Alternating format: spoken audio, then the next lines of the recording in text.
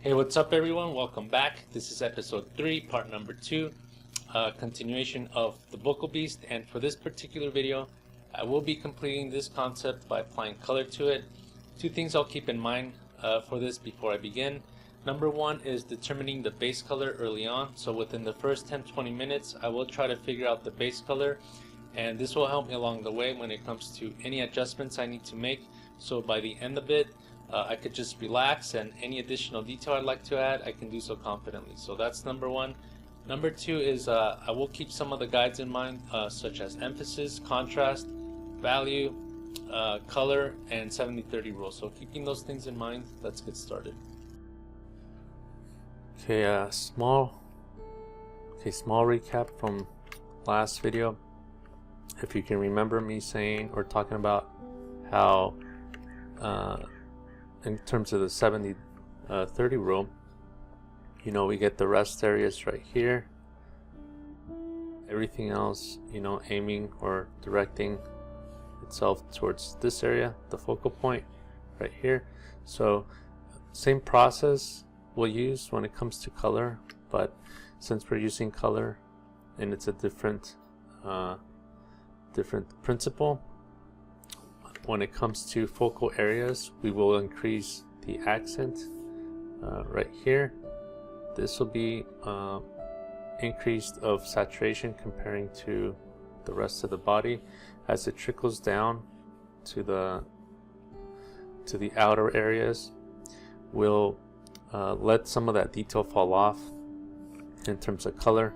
Maybe we'll hit it with some accent points right here because we have to signify that this is a different type of piece comparing to this flesh part, this hard surface. So keeping those things in mind, the saturation will increase ever so slightly, you know, in those areas of interest. So let's continue. Okay, so starting off, first thing I do is I cut out the white around the image. I create a background color layer behind it, and when it comes to the drawing itself, I start applying some gradients to again enhance some of the focal points or interest areas. So it's darker towards, in this case it's darker towards the bottom of the creature, and it's lighter towards the top where the focal area is at. And when it comes to the background, I decided to do a grayscale background for this. So one of my initial thoughts when it came to color, I really wanted to try this muted look. At first I was thinking about warm tones, but I thought it'd be interesting to try a cooler rather than warmer feel. So having that in mind will save me a lot of time as well. And right here, as you can see, right away I start messing around with some of the layer styles. So when it comes to the layer styles, I do like to maintain the detail that I've already created. So I'll use the darken and lighten layer styles. So when it comes to the darken, anything that's dark, I can adjust the color in that, and anything that's light, I can adjust the color in that as well. I try to maintain any detail that I've already created within this drawing. So, but towards the end of it, I always do like to add an additional layer to paint over it, or any adjustments I need to make, or I'd like to adjust, or maybe even redesign. I'll do it on a different layer. So when it comes to the base color, this is just what I do.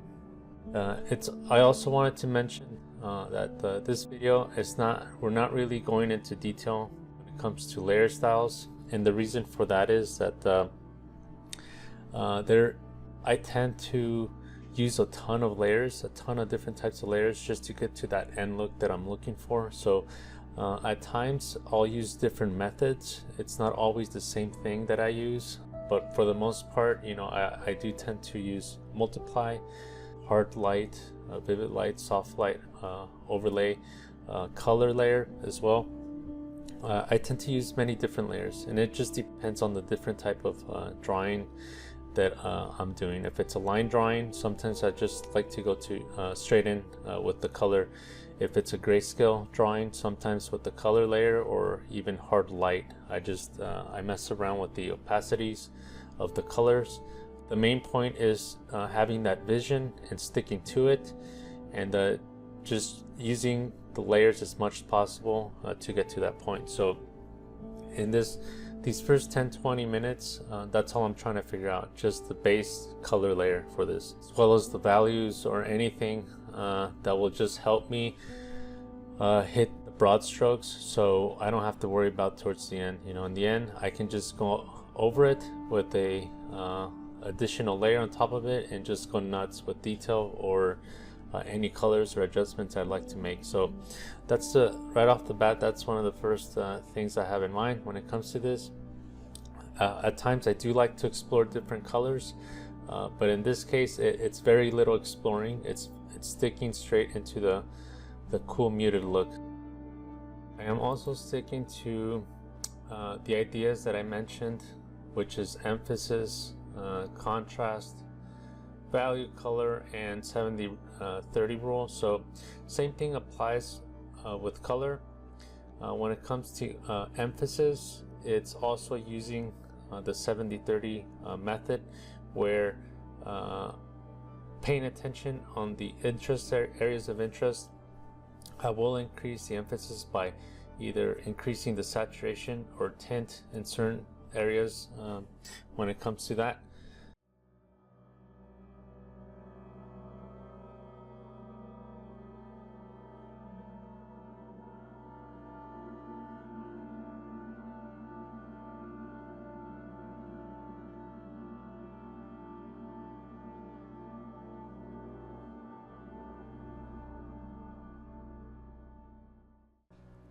And as you can see right here, I am separating the tongue from the mouth itself. And what I'm doing right here is I'm making the tongue an accent point. So again, using the 70-30, but this time using it in the color, where as it trickles down, I use different accents, and tongue being a smaller point, which I will have to have it stand out separate from the different parts of the mouth. So by increasing the saturation or tint, that will give it enough contrast to separate it from the rest of the parts. And those are some of the things that I keep in mind when it comes with color or anything else. So these guides are very helpful, and this is the only way for me to kind of put it together in a formula so you guys can kind of understand. You ask yourself, what can you do to enhance the look of your drawing?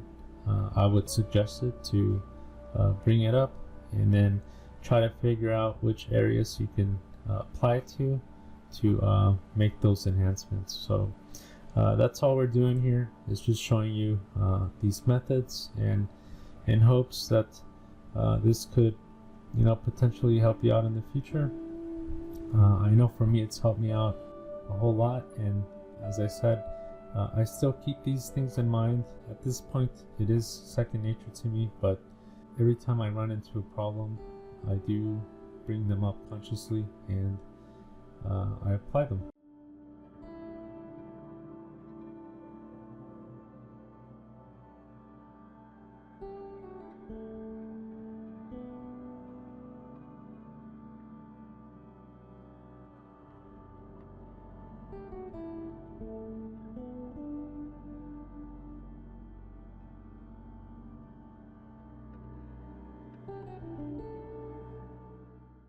And right now, just figuring out some areas with light, with the highlights, some shading. It's still, when it comes to contrast, there's still some high contrast areas that I kind of have to tone down a bit. So these adjustments I can make here, or I can make while I'm painting it. But when it comes to the base color, this is it. Some areas, I can still adjust, and I will do so as I go along.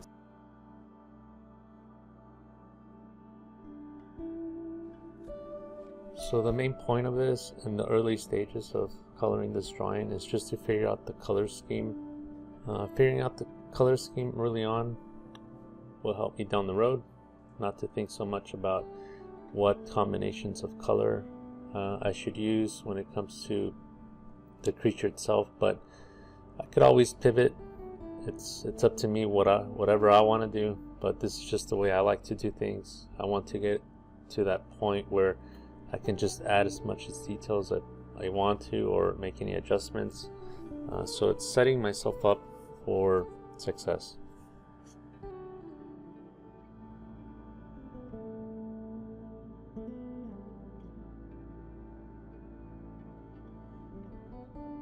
Okay, so now that I have the base color figured out, I can move on to the next stage, which is one of my favorite stages, is applying more detail or any adjustments I need to make.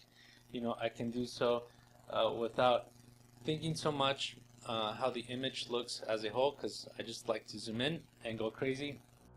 So I like to figure out the base color in certain things, or at least the general image as a whole very early on, so I don't have to worry about that in the end. So that being said, yeah, let's just finish this thing and apply some detail.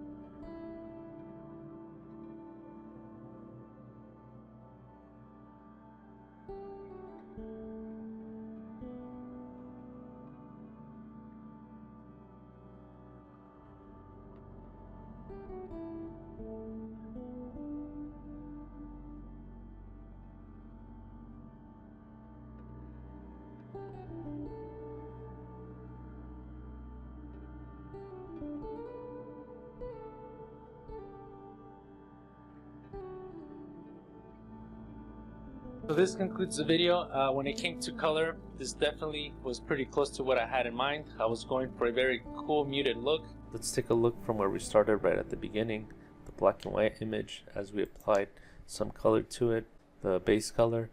So at this point, I figured out a certain look and feel that I wanted, a mood that I was trying to set, or a color scheme. I was going for a very, as I was saying, muted look. And to finish the drawing, I did hit it with some saturation points in some areas. As you can see, some of the accents right here, orange, to kind of separate it a bit more from the fleshy or the gray tones. Some emissive areas right here to signify that this material is different from the fleshy side. Definitely the tongue right here, increasing the emphasis on that, separating this from the rest of the other parts around that focal area.